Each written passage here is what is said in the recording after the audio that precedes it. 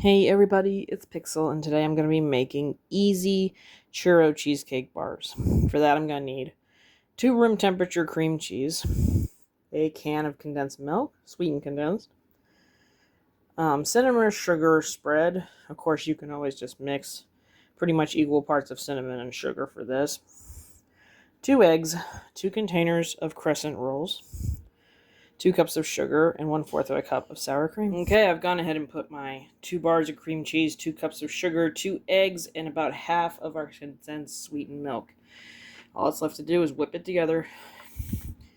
When I'm done, I'll have this lovely gooey cheesecake mix.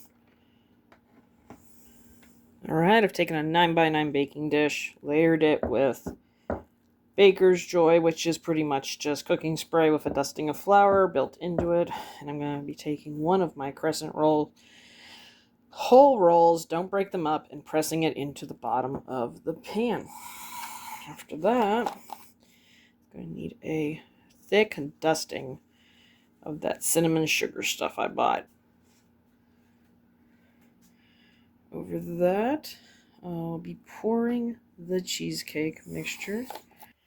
Over that, I'm going to give it a much lighter sprinkle of the cinnamon sugar mixture than I did on the top of the other one. Broken in half each time. Croissants to rest on the top of it. I'm not going to get the liberty of pressing these down like I did the other one, so they might not be as pretty.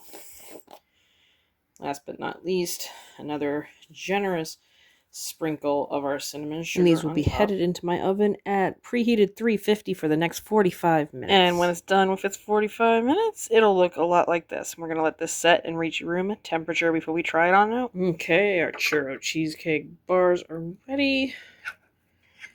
Inside has a little bit of slide left to it, but that's okay. Try it on out. Well, these are ooey gooey, very cinnamony, and a raisin.